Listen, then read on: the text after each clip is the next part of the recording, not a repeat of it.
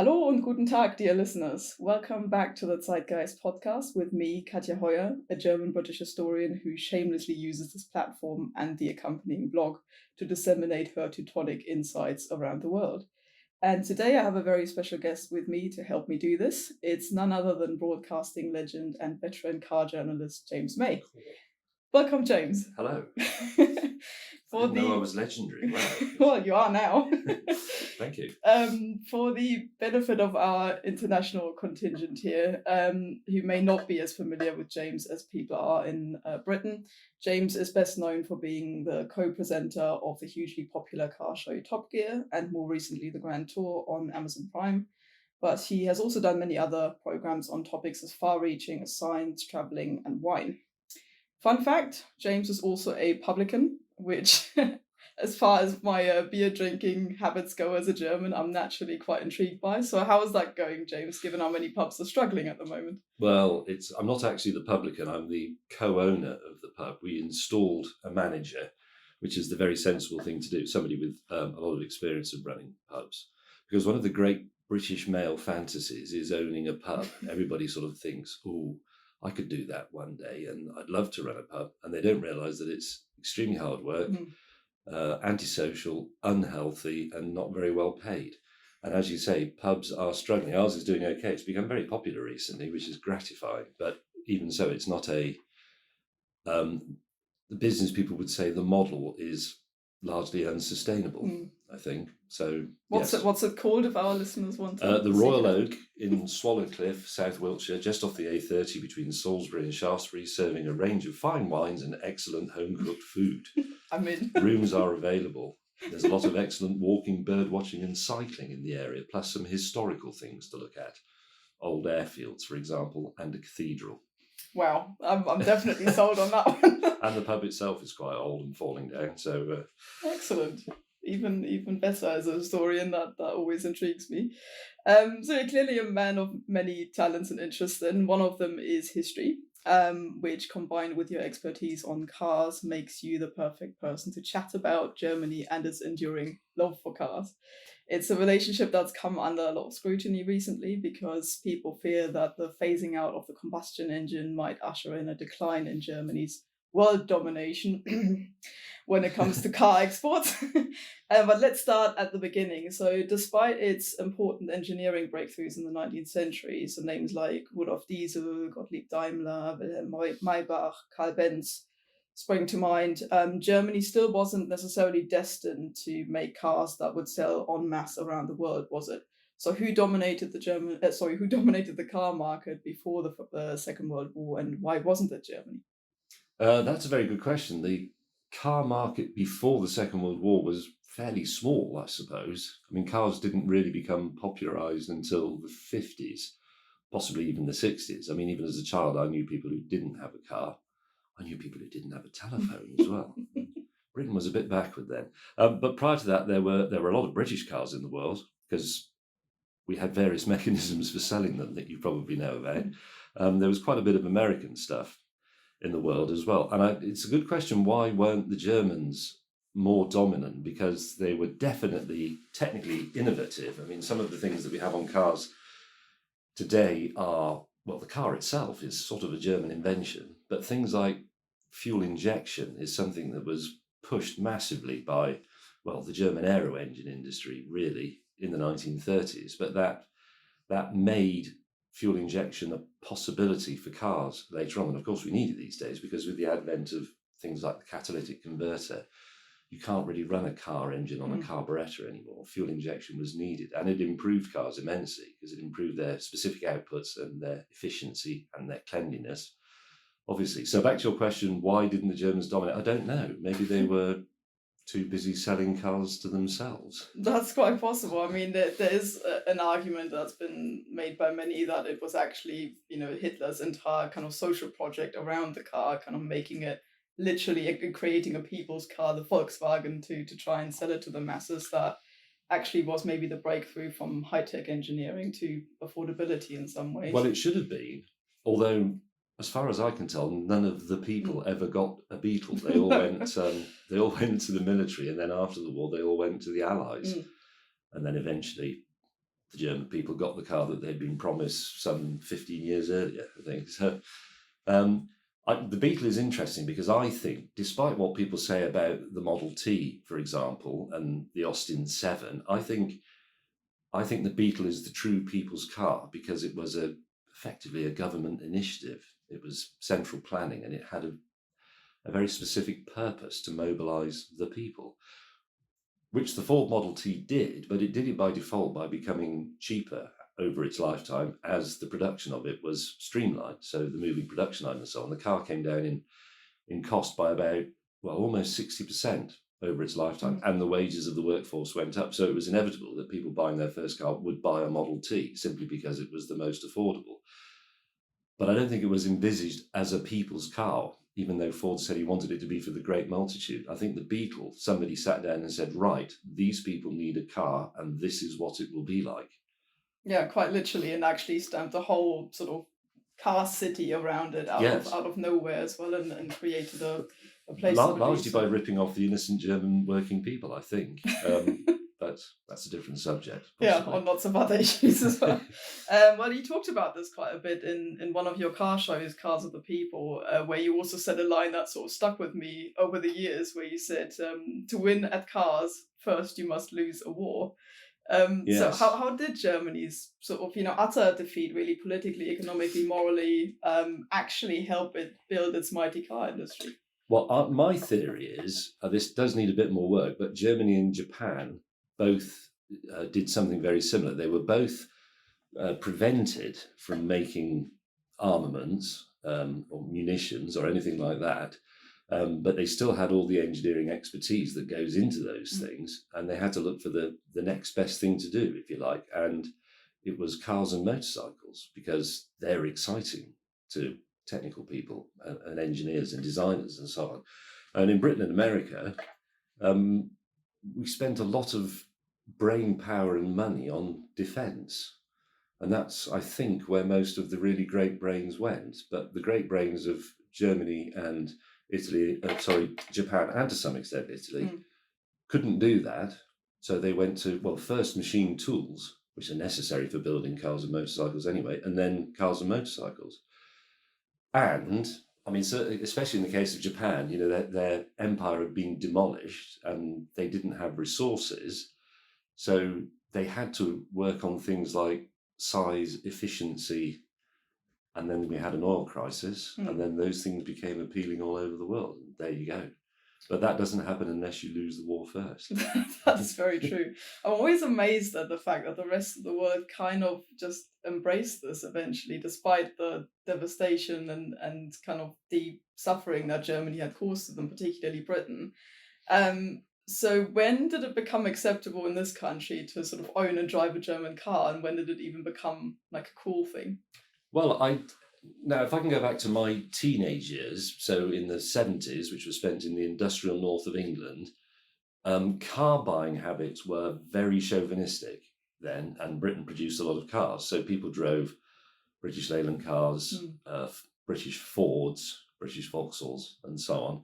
And people who owned foreign cars were slightly eccentric. I had a few friends, one with a Volvo in the family. That was slightly odd. An old girlfriend of mine, her dad had a Saab, and that was very odd. It was very unusual. And then there were a few people who had Mercedes-Benz E-Class. And in those days, I mean, we were slightly sniffy about them because nothing to do with the war, but German cars then were very austere, but very meticulously made. So when you bought, I mean, this goes right on until the 90s when I started working on car magazines, but if you bought a sort of mid-range Mercedes saloon or BMW 3 or 5 series, it didn't even come with a radio. And a lot of people... Just distract you from the driving experience. Yes. Well, they had a hole where the radio could go, and people generally did buy a radio for them, but it wasn't part of the car. And I seem to remember driving one Mercedes that only had an electric window on the passenger side, because on the driver's side, of course, you could reach the handle. So you didn't need that extravagance. And you'd also the same with mirrors. You'd have a remote mirror on one side and a perfectly manual one on the other. But then I think people recognised from about the mid-70s onwards that Germany was just striding ahead in car design. I don't know if you remember from Cars of the People where I compared the Triumph Dolomite Sprint with the Neue Klasse BMW 3 Series, and the 3 Series was just miles ahead because BMW ripped everything up and said, right, we'll start again. This is a new range of cars, and they're completely new. No old engines, no old platforms or suspension systems. They're all new. I don't know how they did it because it must have been colossally expensive. But as a result of that, they leapt ahead, and we developed a taste in Britain quite quickly after that for German quality. And it's all linked up with our ideas about German and efficiency and precision and pedantry, frankly. Yeah, I find that quite interesting because there's a lot of that in car adverts as well, isn't it? When they use German slogans and just the way that they're made, it's exactly designed to appeal to that sort of sense of... Yes, we milk that. Yeah. And it is a cliche, but cliches always have some founding in the truth. I mean, being a German myself, I drive a very austere Volkswagen Polo that's just stripped down to its bare. It's literally we just have driving. A basic Polo, but it is. I mean, it's. I don't know if I speak for everybody, obviously, but I remember I did a test for a magazine. It was a rather dreary thing about small hatchbacks, so VW Polo class. So we had a Polo, a Fiesta. I think we had a Seat. I can't quite remember, but they were the low spec versions. And I remember that in many ways the Ford won the test because it was the fastest, it had the best equipment, it was the cheapest, all these things. But there was something about the Polo that was just tasteful, and it was because of what was left out. It didn't have much in it, but what was there was very nice. It's very difficult to explain what it is. I agree exactly with that. I was thinking about buying a Ford Fiesta ST because they just won all the kind of reviews everywhere. And really it was popular. The best seller. It is really very affordable and everything as well. I just can't get away from that simplicity and the straightness. I mean, it's also because it was my first car as well, the Polo. I think so. You kind of tend to return to that, but there's something Polo about... was just nicer. And actually, more recently, we did one. I'd say recently. This is like everything else. It's much longer ago than you think. But since we were doing Top Gear, certainly we did a test of some sort where we had the VW up exclamation mark, the up, and against some other small cars. One of them was the Dacia Sandero, which is a great value thing, based on an old Renault, which was a nice car. So it's pleasant to drive, and it was very low price. But the up was just nicer, and it's difficult to explain why, but niceness is very difficult to achieve in cars. Good is relatively easy, but nice, they're just sort of neat in a way. It's a weak word, but it signifies something very important. I agree. So do you own a German car? Yes, I have a Polo and a Porsche 911. That would be my choice, about the money to buy one. And I did until recently have a BMW i3, but I gave that to my dad. So those are the only two German. I'm just making sure. Oh, well, no, because I also have a beach buggy, which is a Beetle. Oh, was that the one that was in the show, was it? Yeah. I had to have it rebuilt because it was quite badly broken. But that is actually and it's a very early Beetle underneath, something like 1955. So the VW factory had only just gone back to German people at that point. So... But I mean, that's the chassis and the suspension and the basics of the engine, but the rest of it is new because it's a beach buggy. So as people are concerned about the decline of the German car industry, I wonder where its peak actually was. Where would you put that and why? I think in terms of desirability, I would put the peak of German cars, this is when I most badly wanted one, probably between about... I think it's sort of in the 10 years, 98 to 2008, or maybe a bit longer. I still find BMWs quite tasteful. Mercedes more recently, in the last, 10 years, to be honest, have become too blingy for my taste. And they're a far cry from the way they were when I first started writing about cars, when I can't remember which S-Class, the big slabby one was just coming out then. So I drove the old... What's the model number? I can't remember. The very 3-box one that just looks like a big... Mercedes all look the same, but they were just blown up on the photocopy. But that S-Class was a wonderful car, but it was really quite Spartan. but again, tasteful and restrained and discreet. So it has a bit of a reputation in Germany for that, sort of to be the car of the sort of wealthy middle-aged man who wants a tasteful car to get about. But not flashy. No. But I think Mercedes recently have become quite glitzy and slightly, dare I say, their styling has become slightly aggressive. I'm going to sound terribly woke now, but I don't like the toxic masculinity. It's toxic automotive almost. I just don't like cars that look aggressive, and I don't mean.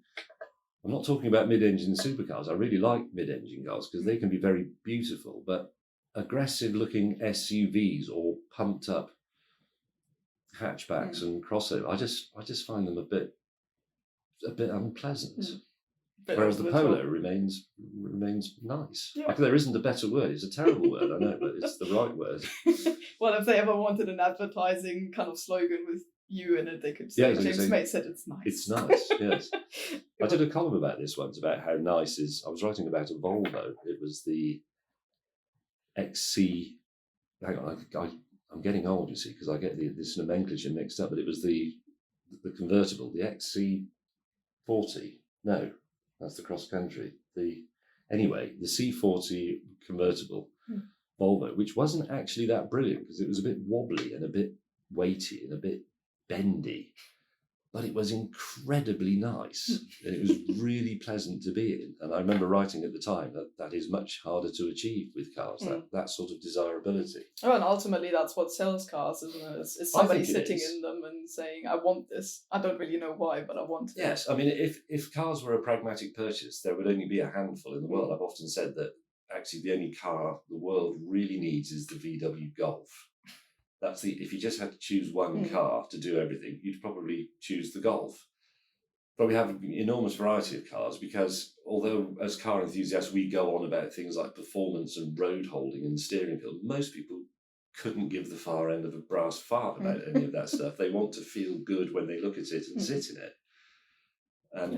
And that's the bit they struggle with the most. Yeah, I agree. And on that note, actually, I've always found it quite amazing coming from East Germany. And, like what you said about sort of Hitler's deliberately designed to kind of build a car for a particular purpose. You could, in theory, have had the same thing in East Germany, where there's also a government there with a centralized economy. And they should have come up with something that people actually wanted, and they didn't. And I always thought it was odd that they just didn't understand that a car wasn't a thing that you just bought to get from A to B, but something that is desirable, that you want to wash at the weekend. Exactly. It's the great 20th century love affair is between human beings and their cars. And if you take a few steps back and analyse it, it is absurd in the extreme because they're expensive, they're high maintenance, and for the most part, cars are clutter. They're fantastic when you're using them, but that's only a tiny fraction of the time. The rest of the time, they're just taking up the space of a room, and there are bloody millions, tens, hundreds of millions of them, all sitting around. And it's sort of, if they didn't exist and you proposed it now, people would think you were completely mad, like a lot of these things.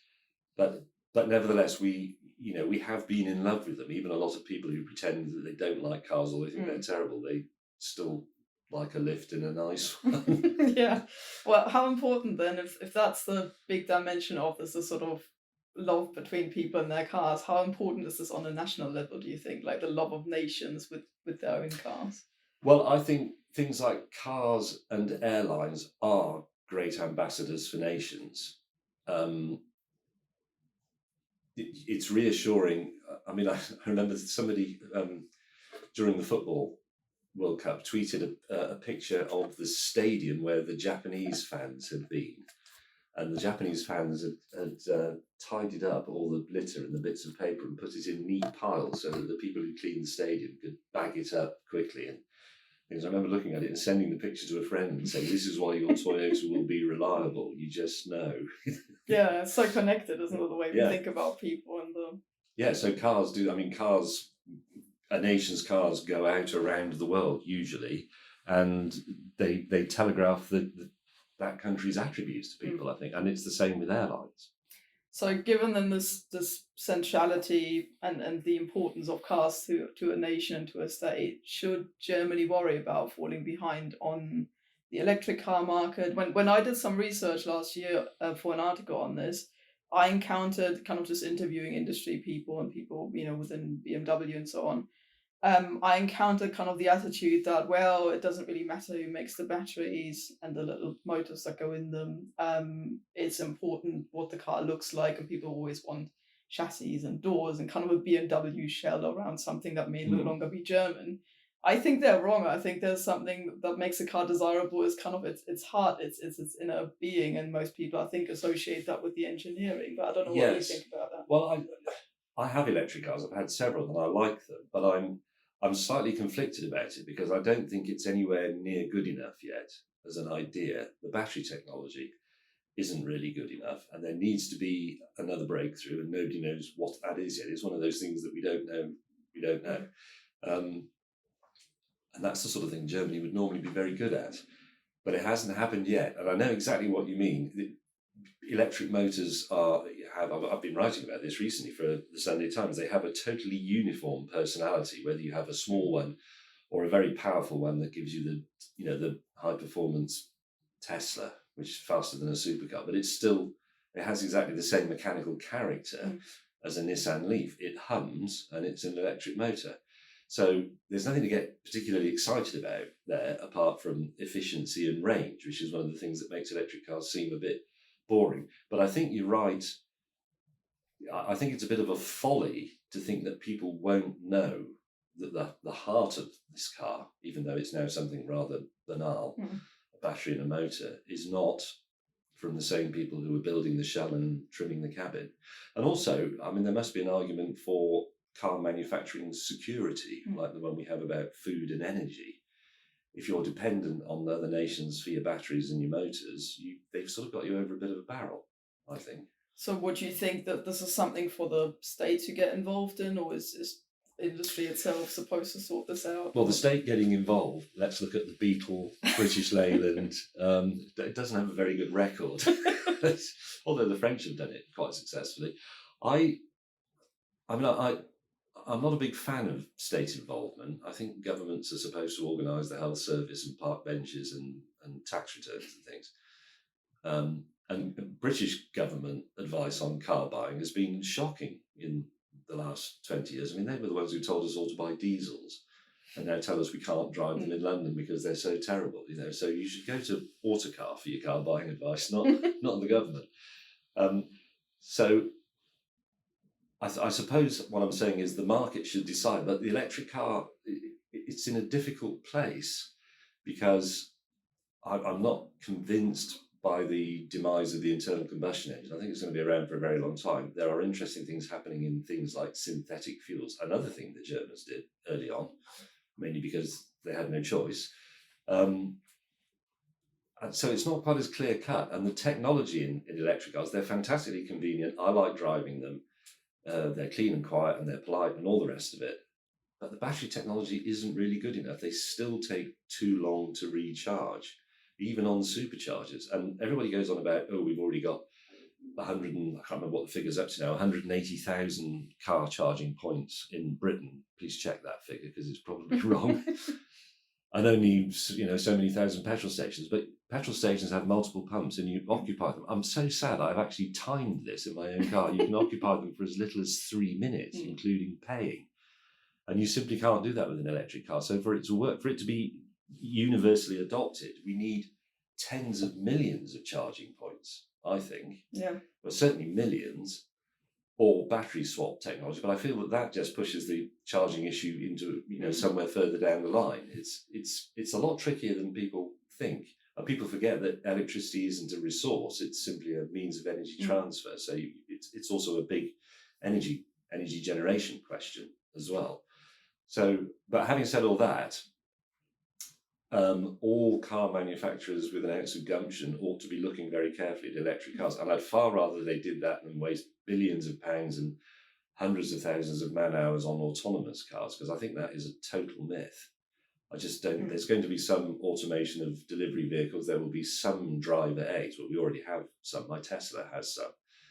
But this popular pipe dream that in a few years cars will be driving around by themselves and will come and collect you from the pub is just nonsense. It's simply not going to happen. But they're all sort of being bowled along by it, and nobody wants to be seen not to be taking part. So they're experimenting and fitting all this stuff. I think all that effort would be better applied elsewhere.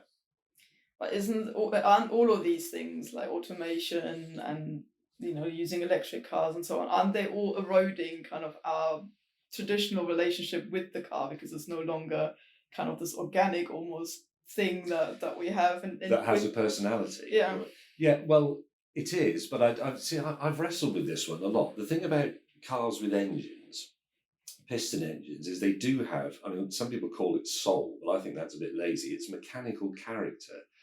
And it does reveal something of the soul of humanity, which is more interesting. But ultimately, we like them for their flaws, because internal combustion engines are quite difficult to manage. You have to have a gearbox of some sort. They have quite a narrow power band.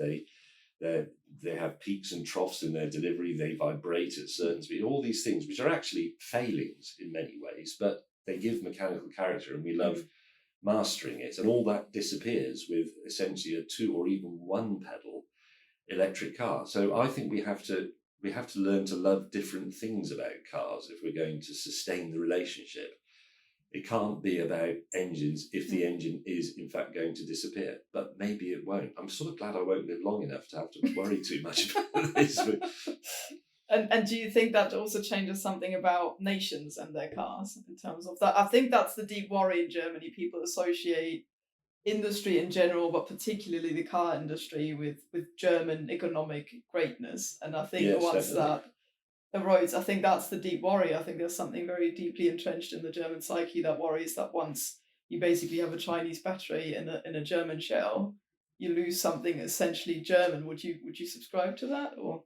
Yes, possibly, because I think, you see, the theory used to be when, for example, BMW opened a plant in the States to make the Z3, wasn't it, sports car. People say, well, the important thing is that it's made by BMW, not in Germany. But actually, I'm not sure they were right. I want my German car to be made in Germany by Germans, so that I know the soldering will be good, and so on. I think I said in Cars of the People, when I opened the bonnet of the 3 Series, I said there's something in here that guaranteed that this car would be excellent, and it was the little plaque, and it just said made in West Germany at that point.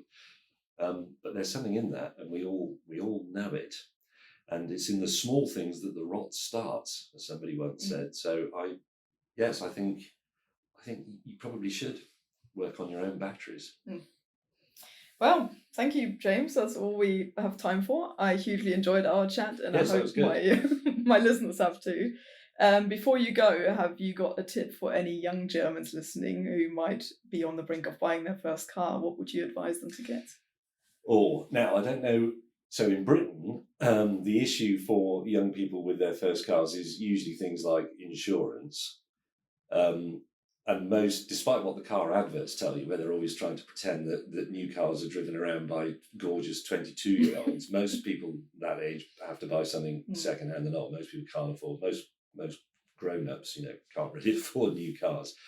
So I would say, I would forget ideas about performance and handling. I would actually go for efficiency, quality, quality and reliability, and something with a bit of space that you can put your mates in, because that's what was really great about first having a car, is you could take your mates places, and you could go further than you could go on your bicycle. So, but it's very difficult. People, bigger question, but people sometimes say to me, what is your advice for young people? And I always say my advice to young people, based on my own experience, is that 95% of advice is bollocks. And you shouldn't listen to old people. There's a proverb in Japan that says old people should obey their children, which I think is very good, because they will have their own ideas about it. And quite a lot of young people I know, when I say young, I mean early 20s or late teens, just aren't bothering with cars. They are in more rural areas because they're pretty much essential. But young people who work for our production company who lived in London, they just didn't bother. They used Uber, they used public transport, and occasionally they go on bicycles or walk. Yeah, I mean, it helps that it actually works in London and you can get about. But no, I totally agree with you on space and all that as well. Coming from a rural area in Germany, I'd first, when I was sort of 15, 16, my grandfather gave me his Simson, which was like an East German moped basically. Oh yes, I know. Which was great fun to drive. It's kind of the fastest thing you're allowed to drive on that license in any case. Were you allowed to ride that at 16? Yeah. Yeah, so that was like what in West Germany, my West German friends would have had a mofer. Yep. Yeah, it's the same thing, isn't it? We were amazed by those because when I went over there, my German mate's sort of the best part of a year older than me, but I went to see him at the age of, I think I was only 40, but he was already 50, so he had a mofer, and I thought that was amazing.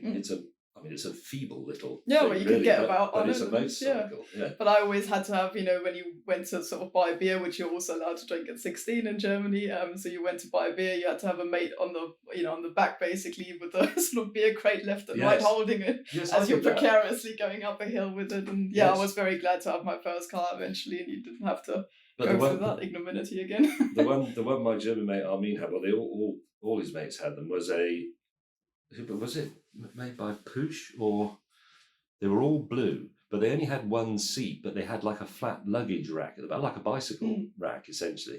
And I remember going with him to the shops and having to sit on the back on the luggage rack. And he lived in a fairly rural area, but there were some sort of off-road routes to the shops, very bumpy, and it was absolute agony sitting on the back of that tin thing. Yeah. Whilst he had the well-sprung, sort of almost like old-fashioned bicycle, like midwife's bicycle saddle for his arse. Mine was on. It's probably getting me back for something. I don't know. Well, at least you could sort of get it. But it's one of those things that seems a happier memory in hindsight, I think, than it probably did at the happier time. than it really was. Yeah. Well, dear Hörer, that's it from the Zeitgeist podcast this time. If you haven't done so already, please consider subscribing to the blog. It's your support that keeps my output going. Auf Wiedersehen from Central London.